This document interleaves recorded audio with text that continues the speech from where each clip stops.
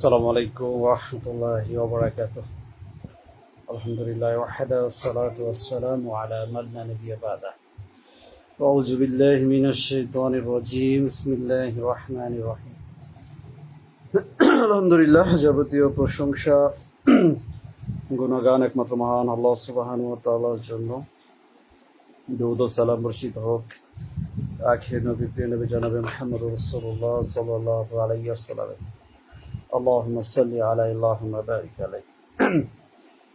সম্মানিত দিনী ভাই বোনেরা, আশা করছি আল্লাহর রহমতে আপনারা সুস্থ আছেন, ভালো আছেন, আলহামদুলিল্লাহ। একটি গুরুত্বপূর্ণ বিষয় আলোচনা করার জন্য, আপনাদের অবগত করার জন্য লাইভ উপস্থিত হলাম। এই আলোচনার মাধ্যমে যদি আপনারা মনোযোগ সহকারে কথাগুলো শোনেন, তাহলে ইনশাল্লাহ বুঝতে পারবেন যে প্রকৃত হানাফি মাযহাব এ যারা অনুসারী এবং সালাফিদের মধ্যে কোনো পার্থক্য তেমন নেই। এটা আমি অনেক দিন ধরে এটা লাইভে বা বিভিন্ন পোস্টের মাধ্যমে বোঝাতে চেয়েছি। হয়তো যারা জ্ঞানী তারা বুঝেছেন, যারা দিনের জ্ঞান রয়েছে, যারা এক কথায় যে যাদের ভিতরে সৌন্দর্যতা আছে, মনের ভিতরে সৌন্দর্যতা আছে, তাদের ভিতরে যাদের দিনের জ্ঞান রয়েছে, তারা এটা বুঝতে পেরেছেন আলহামদুলিল্লাহ। তো আমি কিছুক্ষণ আগে একটা পোস্ট করেছিলাম যে হানাফি মাযহাব অনুসারী যারা আছেন তাদের ভিতরে যারা সম্মিলিত মুনাজাত এবং যারা মিলাদ, এই দুইটা বিদাত মুক্ত আছেন কারা। তো আলহামদুলিল্লাহ অনেকেই দেখেছি যে অনেকে হানাফি মাযহাব অনুসারী অনেক ভাইরা আপনারা কমেন্ট করেছেন এটা থেকে মুক্ত আছেন আলহামদুলিল্লাহ। তো আমি আসলে অত্যন্ত খুশি, আনন্দিত, আপনাদের কাছে কৃতজ্ঞতা প্রকাশ করছি। জাযাকাল্লাহু খাইরান, শুকরান। আল্লাহ তাআলা আপনাদেরকে দিনের সঠিক পথে এক শিরিক বিদআত মুক্ত আমল করার তৌফিক দান করুন। আমি সবসময় এটা বলি যে হানাফি মাযহাব হলেই যে বিদআতি বা বিদআত করে এমনটা না। যাদের জ্ঞান রয়েছে, যারা প্রকৃতপক্ষে যারা সচেতন, যারা সতর্ক, যারা দিন সম্পর্কে বোঝে, যারা এক কথায় যে যারা সালাফদেরকে আকীদা যারা বিশ্বাস করে, সালাফদের আকীদা যারা বিশ্বাস করে, তারাই একমাত্র এটা বোঝে যে আমাকে শিরিক বিদআত মুক্ত আমল করতে হবে। তো এটাই তার একটা প্রমাণ। আমি আসলে এটা যাচাই করার জন্য এটা পোস্টটা করেছি। হয়তো অনেক আহলুল হাদিস সালাফি আকীদার অনুসারী ভাইরা আপনারাও মনে করেন যে হানাফি মাযহাবের অনুসারী মানে বিদআতি বা বিদআত করছে, এমনটা না। আমিও জানি, যেহেতু মসজিদে সালাত আদায় করে হানাফি মসজিদে, সেখানে অনেকেই দেখি যে হয়তো সংখ্যাটা কম, তারা কিন্তু ফরজ সালাতের পরে সম্মিলিত যে মোনাজাত যে বিদআতটা এটা করে না, কিন্তু মোনাজাত আমরা করি, একা করি, এটা করতে কোনো সমস্যা নেই। অনেকে কিছু পোস্ট কমেন্টে দেখলাম যে তারা ওইটাই বলতে চাই যে কেন মোনাজাত করব না, এটা তো ভালো জিনিস। হ্যাঁ, আপনি মোনাজাত করবেন, দোয়া করবেন, আল্লাহর কাছে দোহাত তুলবেন, কিন্তু একাকিত্বভাবে করবেন, সেটা ইমামের সাথে সবাই মিলে নয়, সম্মিলিতভাবে। এটা রাসূল সাল্লাল্লাহু আলাইহি ওয়াসাল্লামের জীবনে ইবাদতের মাঝে এমনটা ছিল না বলে এটাকে আমরা গ্রহণ করি না। হয়তো অনেকেই এটার পক্ষে অবস্থান করে নানান যুক্তি নিয়ে আসেন, অনেক কিছু, যেটা খুব কষ্টদায়ক, আঘাত করা। আসলে আমরা তো মুসলমান, প্রিয় ভাই, আমরা মুসলিম, আমাদের আল্লাহ রাসূল সাল্লাল্লাহু আলাইহি ওয়াসাল্লাম আমাদের এক নবীর উম্মত আমরা। তো আমাদের মধ্যে শিরিক বিদআতের কোনো স্থান থাকতে পারে না। যদি শিরিক বিদআতের পক্ষে আপনি অবস্থান না করেন, তাহলে আমরা প্রত্যেকে সালাফদের আকীদা গ্রহণ করেছি আলহামদুলিল্লাহ। আজ আলোচনার যে বিষয়টা নির্ধারণ করেছি, যেটা যে সম্পর্কে বলতে চাচ্ছি, যারা প্রকৃত হানাফি মাযহাবের অনুসারী, যারা প্রকৃত হানাফি তারা কিন্তু সালাফদের অনুসারী। হয়তো অনেকে যারা জ্ঞানী তারা বুঝবেন, আর যারা এক কথায় দিনের জ্ঞান নেই তারা এটা বুঝবে না যে কি বোঝাতে চাচ্ছি। যে যারা কমেন্ট করেছেন, অনেক হানাফি মাযহাবের ভাইরা কমেন্ট করেছেন যে আমি সম্মিলিত মোনাজাত করি না বা মিলাদের যুক্ত নেই, তা মিলাদের মানে এক কথা মিলাদ থেকে দূরে সরে আছে। কেন সরে আছেন? আপনি তো হানাফি মাযহাব গ্রহণ করেছেন, তাহলে আপনি কেন সম্মিলিত মোনাজাত করছেন না? আপনি কেন মিলাদ গ্রহণ করছেন না, বা টুকটাক যে বিদাত গুলো জানেন করছেন না? কারণ আপনি দিন বুঝেছেন। কারণ এটাই সালাফদের আকীদা। হ্যাঁ, আমরা যে সালাফি বলি না, সালাফি পরিচয় দিয়ে, এটা সেই সালাফদের আকীদা থেকে সালাফি বলা হয়। যে প্রত্যেকটা হানাফি মাযহাবের অনুসারী ইমাম আবু হানিফা রাহিমাহুল্লাহ তিনিও কিন্তু এই সালাফদের আকীদায় তারা কিন্তু অনুসারী ছিলেন। তাদের আহলুস সুন্নাহ ওয়াল জামাত বলে, তারা এখন এটা বলে একটা সংগঠন, মানে আমরা সেই জামাতে অন্তর্ভুক্ত, কিন্তু আমাদের আকীদা হচ্ছে সালাফদের মানহাজ আকীদা। আলামিন বিন আব্দুল করিম ভাই, আলহামদুলিল্লাহ ভাইজান, আপনাকে আল্লাহ সন্তুষ্টি ভালোবাসা, আলহামদুলিল্লাহ আপনার প্রতি অনেক অনেক ভালোবাসা আল্লাহর জন্য। আলামিন ভাই, আব্দুল কাদির ভাই, আলহামদুলিল্লাহ। আলামিন বিন আব্দুল কাদির ভাই, আলামিন ভাই আপনার ভিডিও মাঝে মাঝে দেখি, আলহামদুলিল্লাহ। আমি ইন্ডিয়া থেকে পোস্টগুলো দেখি। দেলা হোসেন ভাই, আলহামদুলিল্লাহ, শুকরান, জাযাকাল্লাহু খাইরান।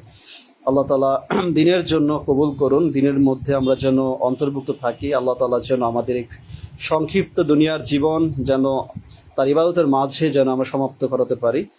আমরা যেন হিংসা অহংকার বিদ্বেষ থেকে দূরে সরে যাই। আমরা যেন প্রকৃত মুসলিম হয়ে, মুমিন ইমানদার হয়ে আমরা যেন কবর জীবন অতিবাহিত করি। অঙ্কিত মন্ডের, ওয়ালাইকুম আসসালাম রাহমাতুল্লাহ, কেমন আছেন? আলহামদুলিল্লাহ ভাই, আপনি কেমন আছেন?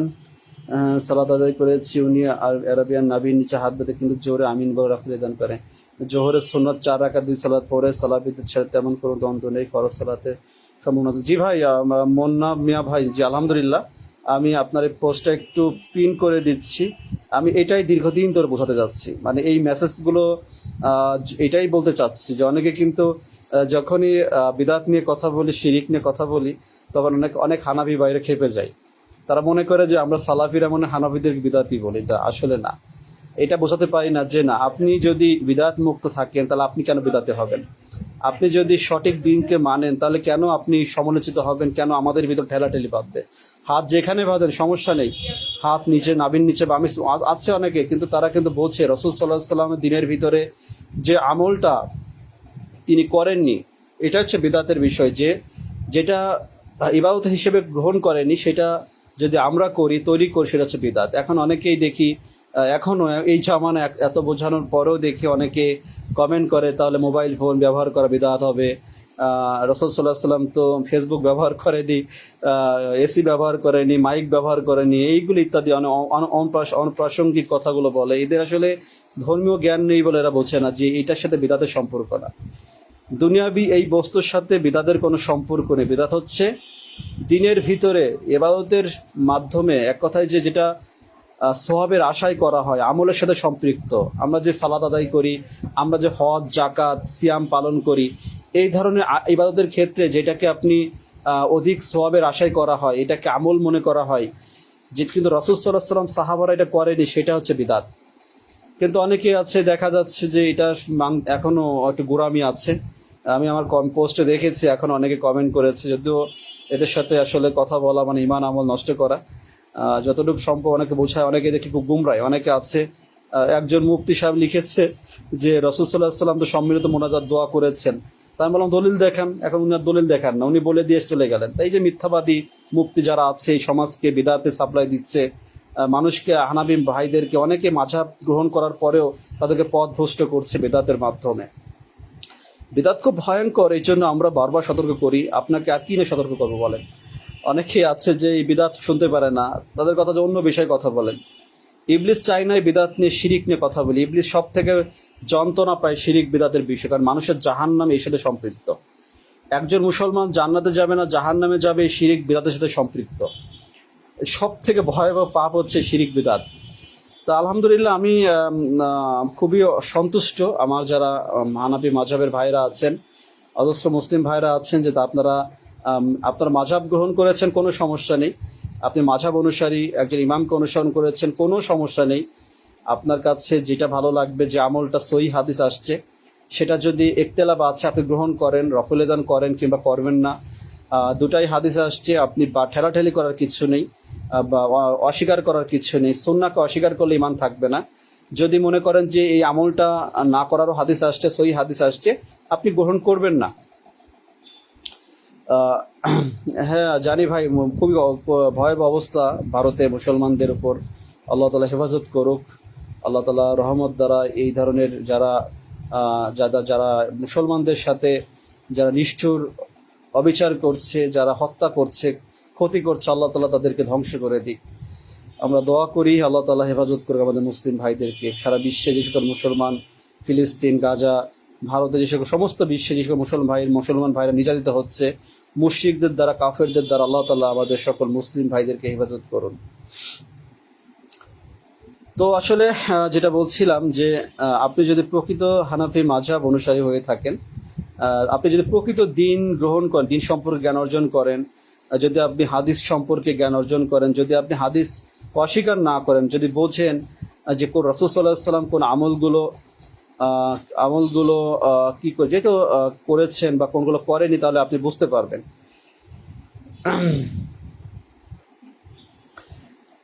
যেহেতু আসলে ইচ্ছা থাকা সত্ত্বেও যদি কেউ আপনাদেরকে গরু জবাই করতে বাধা দেয়, এটার শাস্তি সে ভোগ করবে।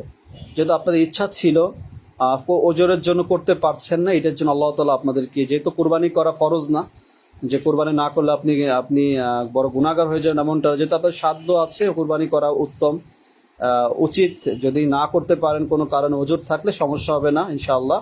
আল্লাহ তাআলা যারা এই মুসলমানদের এই ধর্মীয় কাজে যারা বাধা দিচ্ছে, অবশ্যই আল্লাহ তাআলা তাদের ধ্বংস করে দিবেন। কোরবানির বিষয়টা তো হয়তো অনেকে আমরা মনে করি যে এটা বাধ্যতামূলক না। আপনি যদি সামর্থ্য থাকে কোরবানি করা উত্তম কাজ। এটা কোরবানি করা নির্দেশ করা হয়েছে। কোরবানি হচ্ছে আমাদের আত্মার সাথে।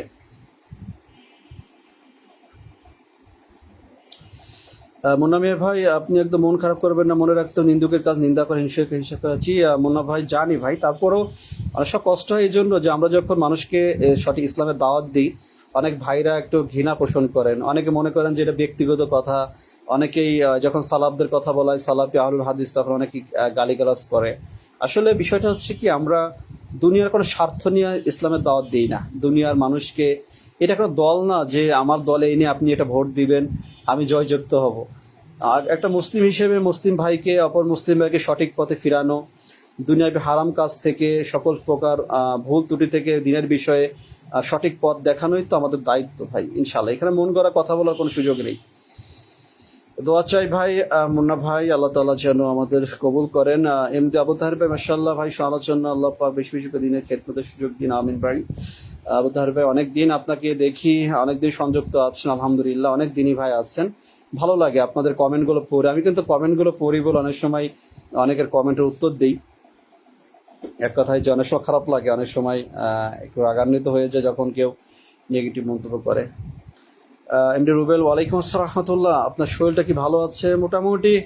অপারেশন, কিডনির পাথরের অপারেশনটা এখনো বাকি আছে, দেখি, দোয়া চাই। আল্লাহ তাআলা একটা আল্ট্রাসাউন্ড করে দেখতে হবে কি অবস্থা। ইনশাআল্লাহ কোরবানির পর একটা উদ্যোগ নিব ইনশাআল্লাহ।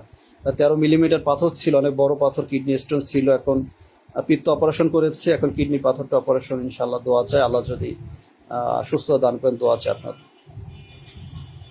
তো ভাইয়া, যেটা বলছিলাম, আমরা যারা হানাফি মাযহাব অনুসারী, হয়তো আপনারা মনে করেন যে আমরা যারা আহলুল হাদিস সালাফি মানহাজ অনুসরণ করেছি, আকীদার অনুসারী প্রকাশ করি, পরিচয় দিয়ে আমরা মনে আপনাদেরকে ঘৃণা করি বা আপনাদের বিদ্বেষী, আপনাদের বিরুদ্ধে। এটা ভুল। এটা আমি জানি না আর কে কার মনে কি আছে। আমার মনে কোনো প্রকৃত হানাফি মাযহাব অনুসারী যারা প্রকৃত সালাত আদায় করে, শিরিক বিদআত মুক্ত আমল করে, যারা হারাম থেকে দূরে সরে আছে, যারা বিদআত বোঝে, যারা শিরিক থেকে দূরে সরে থাকে, যারা আল্লাহ ছাড়া কারো কাছে মাথা নত করে, শরিক করেন আল্লাহর সাথে, যারা রাসূল সাল্লাল্লাহু আলাইহি ওয়াসাল্লাম দিনের ভিতরে কোনো কিছু সংযুক্ত করে না, কোনো মন গড়া আমল করে না, তাদেরকে আল্লাহর জন্য ভালোবাসি। আর তারাই সালাফি আকীদার গ্রহণের অধিকারী। তারা হয়তো তারা মানতে বোঝে না যে সালাফদের আকীদাটা কি। যখন আপনি একজন হানাফি মাযহাব অনুসারী ভাই বলবেন যে আমি শিরিক বিদআত মুক্ত আমল করি, আমি ইমাম আবু হানিফা রাহিমাহুল্লাহর মাযহাব অনুসরণ করি, তার মানে আপনার আকীদা সালাফদের আকীদা। কারণ সালাফরা কখনো শিরিক বিদআত মুক্ত তারা কখনো গ্রহণ করেনি, তারা এই আকীদায় পোষণ করেছেন। তারা রাসূল সাল্লাল্লাহু আলাইহি ওয়াসাল্লাম যে দিন রেখে গিয়েছেন, যে আমল করেছেন, তারা সেটাকে অনুসরণ করেছেন, আর তার বাহিরে তারা কোনো কিছুই করেননি। আমিন ভাই, জাযাকাল্লাহ খাইর, আল্লাহ আপনাকে সুস্থ দান করুন। আমিন ভাই, সুম্মা আমিন। রুবেল ভাই দোয়া চাই। শরীফ বিন আব্দুল খালেক ভাই, ওয়ালাইকুম আসসালাম ভাই, কেমন আছে? আলহামদুলিল্লাহ, আপনি কেমন আছেন? গাজীপুর কাশিমপুর থেকে আছে, যুক্ত আছে। আলহামদুলিল্লাহ প্রিয় ভাই, প্রতিনিয়ত দেখি আলহামদুলিল্লাহ। আসলে ভিডিও অনেক দিনের গুরুত্বপূর্ণ ভিডিওগুলো ডিলিট করে দিয়েছি। অনেক, যেহেতু পুলিশ ইউনিফর্ম পরা ছিল, অনেক গুরুত্বপূর্ণ মেসেজ ছিল, শিরিক বিদআত মাঝ অনেক কিছু ছিল, অনেক গুরুত্ব, এখনো মনে ব্যথা অনুভব করি। তারপর চেষ্টা করছি যতটা সম্ভব হক কথা বলার জন্য। অনেক পোস্ট করি, ঘন ঘন পোস্ট করি। ফেসবুকের রুলস মানি না, কারণ ফেসবুক থেকে ইনকাম করার ধান্দা থাকলে এগুলো করতাম না, যেহেতু আমার এই সমস্ত চিন্তা নেই বলেই যখন যেটা মনে চাই তখন সেটা প্রচার করি। আইডিটা ভালো রাখার জন্য অনেক সময় নিজের ছবিও পোস্ট করি ফেসবুকের রুলস অনুযায়ী। আসলে এটা একটা প্ল্যাটফর্ম, এই প্ল্যাটফর্মে চেষ্টা করতেছি সঠিক বাণী প্রচার করার জন্য। তো আমি ব্যক্তিগতভাবে আপনাদের কাছে যারা সকল দিনী ভাইরা আছেন, হানাফি মাযহাব অনুসারে ভাইরা আছেন, আপনাদের কাছে দিনী ভাই হিসেবে অনুরোধ করি, আহ্বান করে আপনারা শিরক বিদআত মুক্ত আমল করবেন। যে আমল রাসূল সাল্লাল্লাহু আলাইহি ওয়াসাল্লাম করেনি, দিনের ভিতরে কোনোভাবেই আবেগ দিয়ে সেটা করবেন না। কারণ সম্মিলিত মোনাজাত করলে অনেক বড় সুন্নাহ থেকে বঞ্চিত হচ্ছেন। হয়তো অনেকেই এটাকে সাধারণ মনে করে থাকেন যে সম্মিলিত মোনাজাত করলে কি হয়। সম্মিলিত মোনাজাত করেছেন, এটার জন্য আপনি প্রকৃত সুন্নাত থেকে বঞ্চিত হয়েছেন। হয়তো জীবনে রাসূল সাল্লাল্লাহু আলাইহি ওয়াসাল্লাম ফরজ নামাজের পরে যে আমলগুলো করতেন এই সম্পর্কে হয়তো অনেক কিছু জানেন না, হয়তো জানার চেষ্টা করেননি। দেখা যাচ্ছে কোনো রকম হাতটা উঁচু করে ইমামের সাথে তারপরে সুন্নাহ আদায় করেছেন। কিন্তু অনেক গুরুত্বপূর্ণ আমলগুলো আছে, জানার চেষ্টা করবেন, আপনি অনেক বেশি লাভবান হবেন। আপনি যদি সারা জীবন বিদআত করেন, শিরিক করেন, পৃথিবীর জমিনে কারো কোনো ক্ষতি হবে না প্রিয় ভাই, কিন্তু আপনি কিয়ামতের মাঠে আফসোস করবেন। আর আমরা যদি আপনাকে অবগত না করি, তখন কিয়ামতের মাঠে আপনি দায়ী করবেন, আমিও অপরাধী হয়ে যাব। শরীফ ভাই, জি ইনশাআল্লাহ ভাই, দোয়া সকল মুমিন মুসলিম ভাইদের জন্য দোয়া থাকে বা অন্তর থেকে, আল্লাহ তাআলা যেন দিনের পথে আমাদের অটুট রাখেন। আসলে সালাফি মানহাজের পথটা, এটা যেহেতু শুদ্ধ একটা পথ, এই জন্য গালিগালাজ মানুষ না বুঝে করে। চেষ্টা করবেন দিনী ভাই, সেটাই নসিহত করি যে এই পথে আসলে আগুনকে যেভাবে স্পর্শ করলে হাত পুড়ে যায়, ঠিক এভাবেই কোনো শয়তান কিন্তু কখনো এটাকে স্পর্শ করতে সাহস পায় না, কারণ অনেকভাবে বাধা সৃষ্টি করবে, কিন্তু সবসময় সালাফদের কাছে তারা কিন্তু দুর্বল।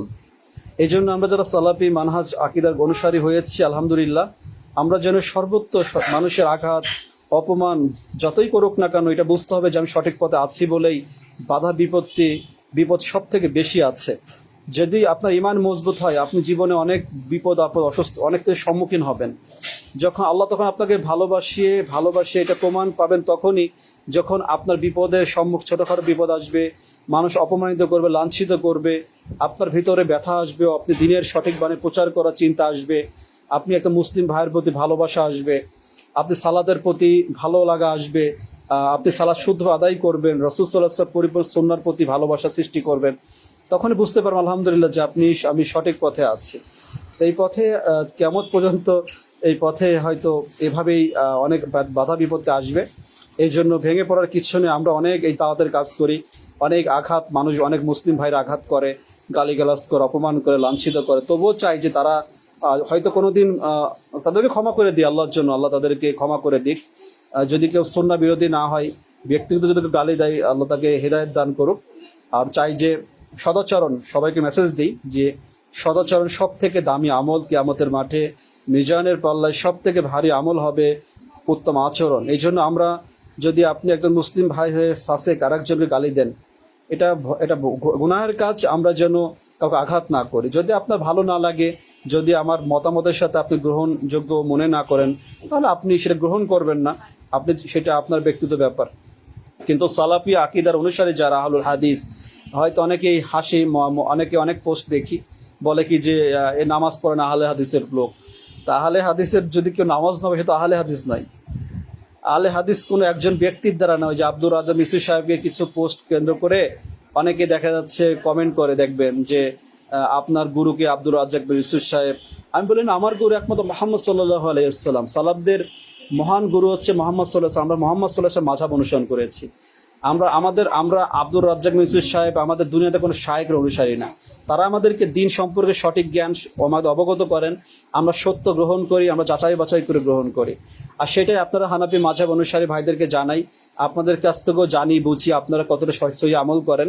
যারা প্রকৃত হানাফি মাযহাবের অনুসারী আছেন আপনারাও আশা করি আপনারা সহি আমল করার চেষ্টা করেন আলহামদুলিল্লাহ। হয়তো কিছু ফিকা কিছু মতামতের জন্য কিছু বিদাতে সম্পৃক্ত হয়ে যাচ্ছেন, কিন্তু অনেকেই দেখি যে ওই ঘুরে ফিরে আব্দুর রাজ্জাক মিউসুফ সাহেবকে টেনে কথা বলেন। একজন আব্দুর রাজ্জাক মিউসুফ সাহেব একটা সালাফি না, মনে রাখবেন তিনি একজন ব্যক্তি, তিনি একজন আলেম, তিনি একজন ব্যক্তি। তিনি ভুল করলে সালাফদের ভুল না, তিনি ভুল কথা বলে সালাফদের কিচ্ছু আসে যায় না। সালাফ হচ্ছে সাহাবাদেরকে বলা হয়। সালাফ কোনো দুনিয়াতে আমরা সালাফি বলি, সালাফ হচ্ছে কোনো পৃথিবীর জমিনে এখন জামানা কোনো ব্যক্তি সালাফ না। সালাফ হচ্ছে 1450 বছর আগে মুহাম্মদ সাল্লাল্লাহু আলাইহি ওয়াসাল্লাম পরে 3 জামানাকে সালাফ বলা হয়। সেটা হচ্ছে সাহাবায়ে ইকরাম, তাবিন, তাদেরকে বলা হয়। আর তাদেরকে যারা এই জমানা অনুসরণ করছে তাদেরকে সালাফি বলা হয়। তার মানে হানাফি মাযহাব অনুসারে আপনি কি সালাফি নন? প্রশ্ন আপনাদের কাছে। আপনারা তো বোঝেন না বলে অনেকেই গালিগালাজ করেন, আপনারা নেগেটিভ মন্তব্য করেন। আপনি প্রকৃত হানাফি মানে আপনি সালাফি।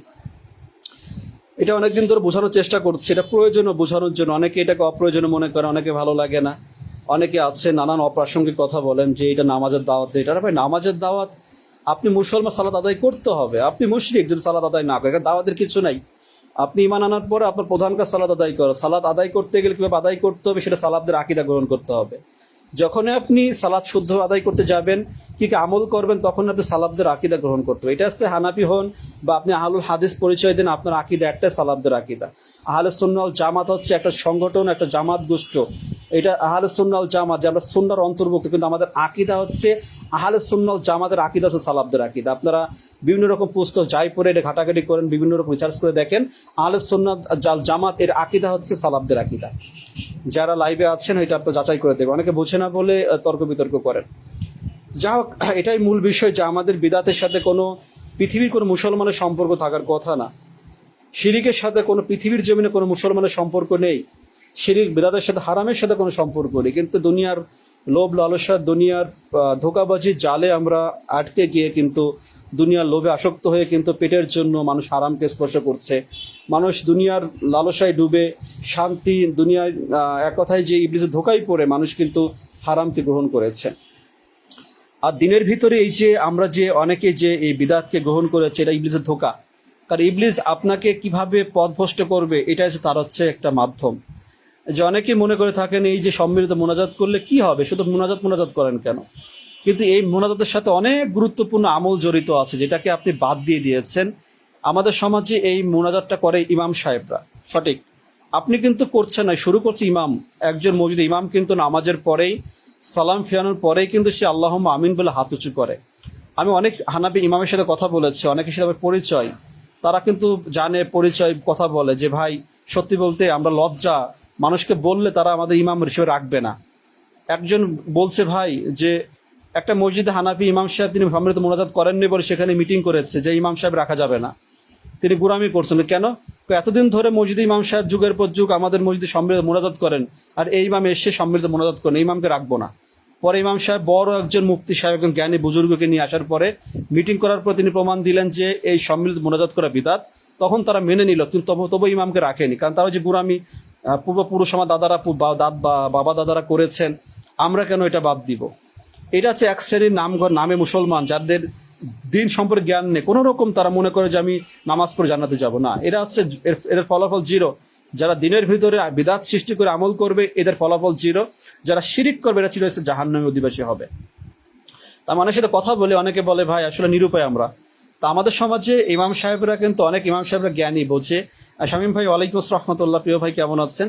তা অনেকে ইসলামের প্রতি, ইসলাম ভালো, ঠিক জি ভাই আলহামদুলিল্লাহ, যেটা সত্য কথা যে অনেক হানাফি মাযহাবের ইমামরা কিন্তু নিরুপায়, তারা বাধ্য হয়, বলে যে ভাই এগুলো আপনারা কি ইবাদত হিসেবে গ্রহণ করবেন না, কিন্তু না করলে হুজুর একটু দোয়া করে দেন, হুজুর একটু দোয়া করেন, মানে এদেরকে একটা অভ্যাস হয়ে গেছে সিস্টেম।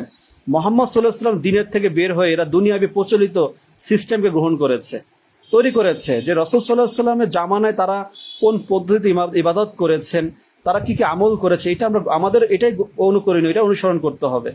এখন আপনার আমি একটা তৈরি করা একটা আমল করলাম, এই করলে অনেক লক্ষ গুণ নেকি পাওয়া যাবে, আপনি কি সেটা গ্রহণ করবেন? এটা গ্রহণযোগ্য না। তাহলে আমরা কেন করছি? আপনি ফরজ সালাদের পরে নামাজের পরে ইমাম সাহেব যখন হাত তুলেছে আপনারা হাত তুলবেন না, ইমাম সাহেব অটোমেটিক বাদ দিয়ে দেবে। আপনারা ইমামকে বোঝাবেন যে হুজুর আমরা যে নবীর উম্মত, আমরা যে নবীর অনুসারী, আমরা যে গর্ব করি আমি মুহাম্মদ সাল্লাল্লাহু আলাইহি ওয়াসাল্লামের অনুসারী, তাহলে আমরা এই মুহাম্মদ সাল্লাল্লাহু আলাইহি ওয়াসাল্লামের সালাত আমরা তো দেখিনি, আমরা হয়তো হাদিস গ্রন্থ, আপনারা ইমাম, আপনি মুফতি, আপনি একজন আলেম মাওলানা, আপনারা জানেন।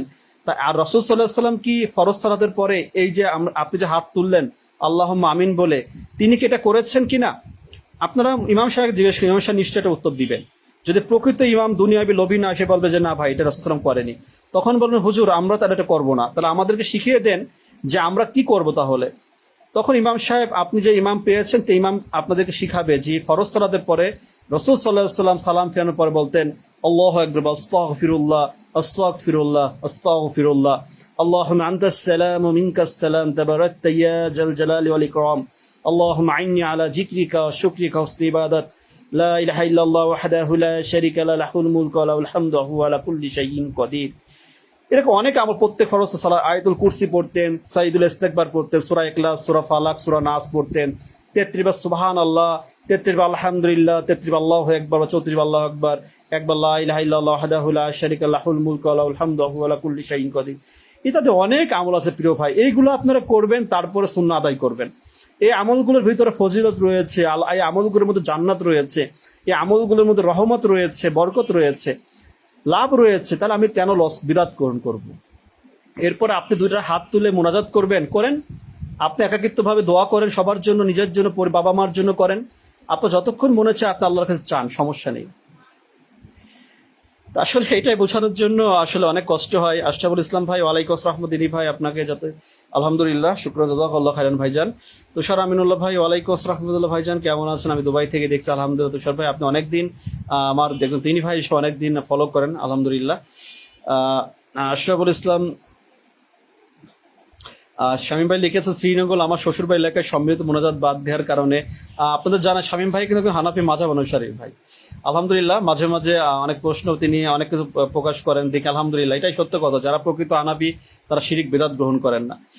ঝগড়া হয়েছিল শ্বশুর বাড়ির সম্মিলিত মোনাজাত বাদ দেওয়ার কারণে ঝগড়া হয়েছে, আসলে তারা বোঝে না, এদেরকে বোঝানোর জন্য আসলে দিনের জ্ঞান না থাকার জন্য সমস্যা। অনেক জায়গায় এরকম মুরব্বীদের মধ্যে গোড়ামি রয়েছে, এইগুলো এদেরকে আমাদের আলেম সমাজ একটু শক্তভাবে বোঝালে, চেষ্টা করতে যত তারা না বিদআত, তাদেরকে এই মানে এক কথায় যে আগুনে তাদের ফেলে দেওয়া যাবে না। আশরাফুল ইসলাম ভাই হানাফিদের গোড়াগুলো ঠিক করা যায় না ভাই, যাক আলহামদুলিল্লাহ, আল্লাহ তাআলা দোয়া করি ভাই ইনশাল্লাহ একটু একটু করে, আশা করি যে অনেকেই সঠিক পথে ফিরে আসছে। হানাফি যারা প্রকৃত হানাফি তারা অনেকেই ফিরবে ইনশাআল্লাহ, সবাই তো ফিরবে না। যতটুকু চেষ্টা করে যাচ্ছে আমরা মানুষকে দিনের সঠিক বাণী প্রচার করার জন্য, যদিও মানুষ গালি দেয়, মানুষে অযোগ্য আদার ব্যাপারে অনেকে কমেন্ট করে, আদার ব্যাপারে জাহাজের খোঁজ খবর, কিন্তু জানে না যে এই ব্যাপারই সেই ব্যাপারই না, এই ব্যাপারে দিনের আলোচনা, দিনের বাণী দিন শিক্ষা অর্জন করে তারপর আলোচনা করে। তা আসলে আমার সম্মানিত আর একজন ভাই মাসুম বিল্লাহ ভাই অনেক সুন্দর আলোচনা চালিয়ে যায়। আসলে মনের ভিতরটা ব্যথা থাকে জানেন, যখন আপনি দেখেন লাইভে বা একটা পোস্টে কমেন্ট করেছেন, তখন হঠাৎ করে ওই কমেন্টটা দেখে অন্তরটা আঘাত লাগে, কষ্ট পায়। হয়তো সেটা কখনো প্রকাশ করার বিষয় না, কিন্তু অহেতুক, যেটা কোনো ভিত্তিহীন। অনেকে ভুল বলছে, অনেকে সঠিক বলছে, এটাই দুনিয়ার জীবন, সবাই তো সবকিছু বুঝবে না ভাই। তা আসলে যেটা বোঝাতে যাচ্ছি, যারা দিন সম্পর্কে যদি জ্ঞান রাখেন তাহলে আপনি সত্যটা বুঝতে পারবেন। কথা বলতে কষ্ট হয়, কিন্তু এই যে কথাগুলো লাইভে বলছি, আসলে এই যে লাইভে কিন্তু আমি ফোনটা হাতে করে নিয়ে আসছি, নড়তেছে, দেখছেন আমার কোনো স্ট্যান্ড নেই। আসলে ওরকম কন্টেন্ট ক্রিয়েটার আমি না যে আমার কোনো অ্যাসিস্ট্যান্ট আছে। আমার যখন যেটা মনে চাই কথা বলি, যখন যেটা মন চাই হঠাৎ করে ক্যামেরার সামনে চলে আসে, আমি কোনো কন্টেন্ট ক্রিয়েটার না ভাই। আমার চেষ্টা করি কোনো ভাই যদি প্রশ্ন করে সঠিক উত্তর যদি জানি তাকে জানাবো, আর না জানলে সেটা মন গড়া কথা বলার কোনো সুযোগ নেই। চেষ্টা করি, আসলে আমি চলে যাবো, আমার ডিউটি আছে রাত্রে। আমি হঠাৎ করে ভাবলাম যে একটু সময় বাসায় ওয়াইফাই আর বাড়িতে যেটা আছে থানা সেটা আসলে লুজ, ওইখানে কথা বলতে সুবিধা হবে না বলে এখানে লাইভটা করে যাচ্ছি, নাহলে চলে যেতাম 9:43 বাজছে, 10টার ভিতর চলে যাবো ইনশাল্লাহ। আসলে ওই পোস্টটা করে ভালো লেগেছে বলেই করলাম, যে অনেক হানাফি ভাইরা দেখলাম তারা সম্মিলিত মোনাজাত করে না, তারা মিলাদ করেন। আলহামদুলিল্লাহ আমি আরো পোস্ট করব, যে এরপরে পোস্ট করবো কারা কারা মসজিদে ঢুকে 2 রাকাত সালাত আদায় না করে বসেন না। অনেক হানাফি ভাইরা, আমি জিজ্ঞেস করবো ইনশাল্লাহ, ধাপে ধাপে জিজ্ঞেস করবো ইনশাল্লাহ। আমি বিশ্বাস করি যে অনেক আমার হানাফি ভাইরা আছেন যারা শিরিক বিদআত মুক্ত আছেন, রাসূল সাল্লাল্লাহু আলাইহি ওয়াসাল্লাম আমলগুলোকে গুরুত্ব দেন, যদিও হানাফি মাযহাব গ্রহণ করেছেন, এটা নিয়ে আমি আজ পর্যন্ত কখনো কাউকে বলিনি যে আপনি কেন হানাফি মাযহাব গ্রহণ করেছেন, আপনি কেন হাত নিচে বেঁধেছেন, নাভির নিচে বেঁধেছেন কেন, আমি কখনো আজ পর্যন্ত কাউকে বলিনি। শুধু বলেছি যেগুলো বিদআত সম্পর্কে। যখন দেখি যে কেউ সুন্নাহকে অস্বীকার করছে তাদেরকে সতর্ক করেছে, আমি আজ পর্যন্ত কাউকে বলিনি। কিন্তু হয়তো অনেকে না বোঝার জন্য, অনেকে আহলুল হাদিস সালাফি পড়েছে জানার কারণে হয়তো সালাফদের গালি দেওয়া মানে কি, সালাফি গালি দেওয়া মানে সাহাবাদের গালি দেওয়া। অনেকে বোঝে না বলে আস্তাগফিরুল্লাহ এই কাজগুলো করে, বোঝে না যে আমি পরিচয় দিচ্ছি, পরিচয় দিলাম সফল না, কিন্তু আমি বিশ্বাস করি যে আমি শিরিক বিদআত মুক্ত আমল করার চেষ্টা করছি, এটা আমার সফলতা আসবে। আমি বললে আমার সফলতা আসবে না, আমার কর্মের উপর সফলতা, আমার ইমানের উপর সফলতা। আমি এখন বলি ভাই আমি পুলিশে চাকরি করি, আমি হালাল মুক্ত চাকরি করি, আমি কোনো ঘুষ খাই না, সুদ খাই না, আর এখন আমি আপনাকে ফেসবুকে লাইভে এসে বলতেছি, আপনারা খুশি হয়ে গেলেন যে বাবারে বাবা কত ভালো ইমানদার মানুষটাই রাইসুল ভাইয়া, কত ভালো মানুষ। এতে আমার জীবনে সফলতা আসবে বলেন না, যদি আমি আমার বাস্তব জীবনে যদি হারাম থেকে দূরে সরে না থাকি। অনেক বিষয় অনেক সময় অনেক পোস্ট করি, অনেক কষ্টকে হালকা করার জন্য বলি। আসলে যা হোক, এটা আমরা মনের আপনারা অনেক শিক্ষিত মানুষ আছে, এত শিক্ষিত আমি না। আপনারা অনেকে অনেক আমল করেন, এত আমল আমি করি না, আমার হয় না। চেষ্টা করি, দোয়া করেন, চেষ্টা করি শিরিক বিদআত মুক্ত আমল করতে। আমার যদি গুণ বলেন ভাই আপনার কি গুণ আছে, তাহলে আমি 2টা গুণের কথা বলে শিরিক বিদআত মুক্ত আমল করা শিখেছি। কিন্তু অনেক বেশি আমল করা অনেক, এটা আমি বলতে পারি না ভাই, এটা বলতে পারবো না, আল্লাহ ভালো জানেন। কিন্তু আপনাদেরকে ভালোবাসি বলেই এই তাওহীদের শিরিক বিদআতের অনেক আলোচনা করি, অনেক পোস্ট করি, দেখেন অনেক বিষয়ে অনেক হক কথা বলি, অনেক সত্য কথা বলার চেষ্টা করি। হয়তো অনেকে খারাপ লাগে, আমি বলি যে আমি যে কথাগুলো বলি, যারা শিরিকে লিপ্ত আছেন, বিদআতে লিপ্ত আছেন, হারামে লিপ্ত আছেন, আপনারা আমাকে ভালোবাসতে পারবেন না। সে যেই হন, আমার পুলিশ হন বা যেই হন না কেন, আপনার ভালো লাগবে না।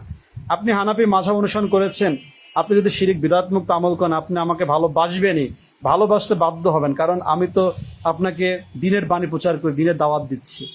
এই দাওয়াতটা একজনকে না, সারা পৃথিবীর মানুষকে দেওয়া হচ্ছে। এই কোনো ব্যক্তিকে উদ্দেশ্য করে বলছি, আমি যদি বলি এই শামীম ভাই আপনি বিদআত, আমি কি কখনো এরকম বলেছি? কেউ বলতে পারবেন আজ পর্যন্ত আমার এই অনলাইন জগতে দিনের দাওয়াতে?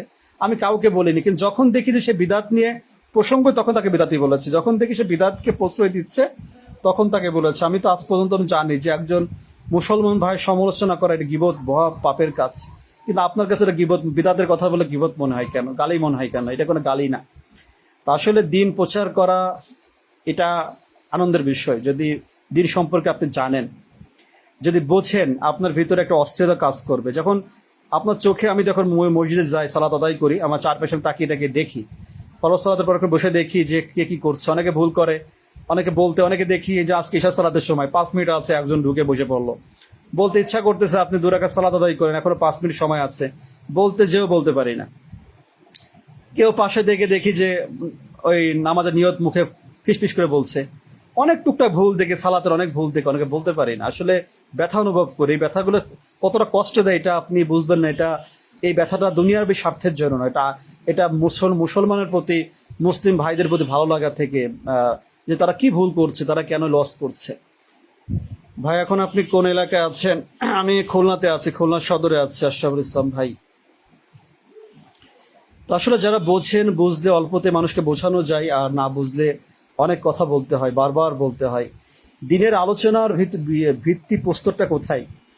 যেমন একটা যখন আপনি একটা বাড়ি করবেন, আপনি ফাউন্ডেশন দিবেন, আপনি 10 তলা ফাউন্ডেশন দিবেন বা 8 তলা 5 তলা যাই দেন না, তখন আপনি যে প্রথম যে ভিত্তি স্তর, যেটা পিলারটা গাড়বেন, হ্যাঁ, ওইটার উপরে আপনি কি, ওটা যদি মজবুত না হয়, তাহলে কি আপনি সেই ঘরটা, এত বড় 20 তলা 10 তলা বাড়ি কি টিকে থাকবে না। তা আপনার তাওহীদের প্রতি যদি আপনার যদি ইমান ঠিক না থাকে, তাহলে আপনি কোনো কিছু দাঁড়াতে পারবেন না। আপনি যদি শিরিক করেন, আপনি যদি বিদআতে লিপ্ত থাকেন, দুনিয়ার কোনো কিছু করে আপনি লাভবান হবেন না প্রিয় ভাই। এই জন্য এই সমাজে অনেক আলেম, মুফতি, মৌলানা, অনেক আলোচনা আপনারা শুনেন, যাদের সুরে বা কণ্ঠে আপনারা পাগল, যাদেরকে আপনারা আসলে জীবন দিয়ে ভালোবাসেন, তাদেরকে আলেম মনে করেন। কিন্তু তারা দুনিয়াতে অজস্র মানুষ আছে যারা ধর্ম লোভী, বা এক কথায় যে ধর্ম ব্যবসা করছে, যারা টাকার লোভে দুনিয়াবী চিন্তায় তারা দিন প্রচার করে। তারা জ্ঞানী হতে পারে, কিন্তু তাদের নিয়ত সঠিক না ভাই। তাদের সঠিক বাণী তারা প্রচার করে না। বাণী প্রচার করলেই জনপ্রিয়তা থাকবে না, দল থাকবে না, পকেট হালকা হয়ে যাবে, হাদিয়া থাকবে না। অনেক আছে এইগুলো। এই দিন সম্পর্কে জ্ঞান অর্জন না করে বুঝতাম না, এতদিন আমিও জানতাম না। যখন আমি সত্যকে জানলাম, বুঝলাম, তখন থেকে জানানোর চেষ্টা করলাম। আর আমি তো বলেছি যে আমার কোনো কথা ভুল হলে আপনি মিথ্যা প্রমাণ করে দেন, আপনি সেটা তর্ক করে লাভ নেই।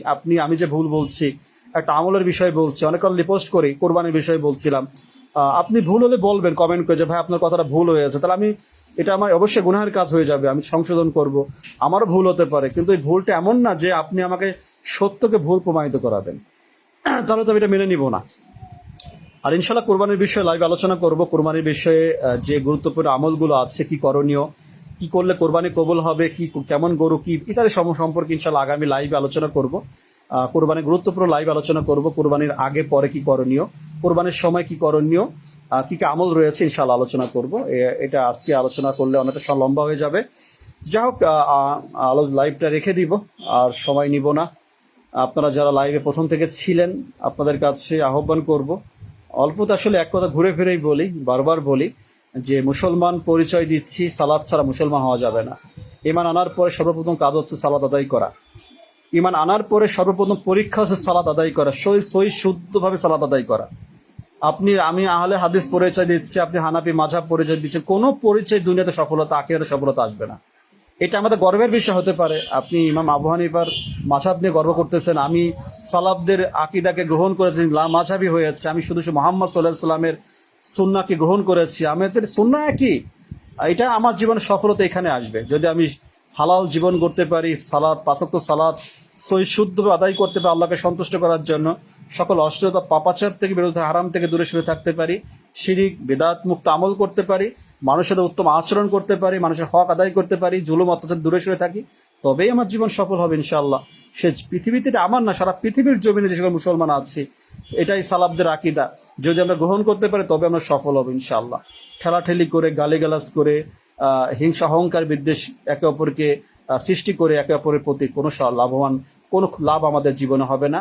আমরা ক্ষতিগ্রস্ত হব, আমাদের আখিরাতের জীবনে ধ্বংস হয়ে যাবে, আমাদের জন্য চিরস্থায়ী জাহান্নাম আমাদের জন্য আল্লাহ তাআলা আমাদেরকে জাহান্নামে নিক্ষেপ করবেন যদি এই দুনিয়ার ক্ষণস্থায়ী জীবনটাকে আমরা নষ্ট করে ফেলি।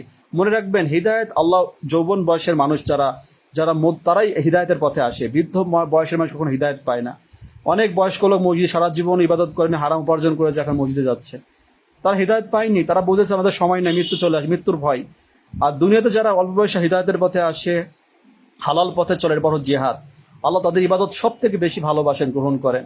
যারা যুবক যৌবন বয়সে আল্লাহর ইবাদত করে, আমার যুবক ভাইরা যারা আছো লাইভে, হয়তো জানি না কি আছে না আছে, ইবাদত খুবই মূল্যবান। এখন যতটা পাক পবিত্র থাকা যায়, যতটা শুদ্ধ থাকা যায়, যতটা স্ট্রং তোমার শরীর, সুস্থ তুমি, এখন আল্লাহ তাআলা বেশি ইবাদত করো। কারণ বৃদ্ধ বয়সে যখন বার্ধক্য চলে আসবে তখন সম্ভব হবে না আল্লাহ তাআলা পরিপূর্ণ ইবাদত করা, তখন হাঁটুতে ব্যথা, মাজায় ব্যথা। এখন তাই এই 36-37 বছর বয়সে আমার এই হাঁটুতে ব্যথা, নানান সমস্যা হয়ে গিয়েছে, তা এখনো কষ্ট হয়ে যায়। আসলে সেটা আমরা সুস্থ থাকলে ইবাদত করে অনেক শান্তি পাওয়া যায়। এই যে সবাইকে আহ্বান করবে, সকল মুসলমান যারা পরিচয় দিচ্ছেন, মুসলিম পরিবারে জন্মগ্রহণ করেছেন, যারা ইসলাম ধর্ম গ্রহণ করেছেন, অবশ্যই পাঁচ ওয়াক্ত সালাত আপনাকে সহি শুদ্ধভাবে জামাতের সাথে আদায় করতে হবে, হালাল উপার্জন গ্রহণ করতে হবে, হালাল খাদ্য খেতে হবে, শিরিক বিদআত মুক্ত আমল করতে হবে, এবং তাওহীদের প্রতি ঈমান আনতে হবে, তাকদীরের প্রতি ঈমান আনতে হবে। তাকদীরের প্রতি পরিপূর্ণ ঈমান আনবেন, আল্লাহ ছাড়া আল্লাহর সাথে কাউকে শরীক করবেন না, তবেই আল্লাহ তাআলা আপনাকে আমাকে সফল করবেন। আল্লাহ তাআলা আমাদের সকল প্রকার হারাম থেকে শিরিক বিদআত মুক্ত আমল করার তৌফিক দান করুন।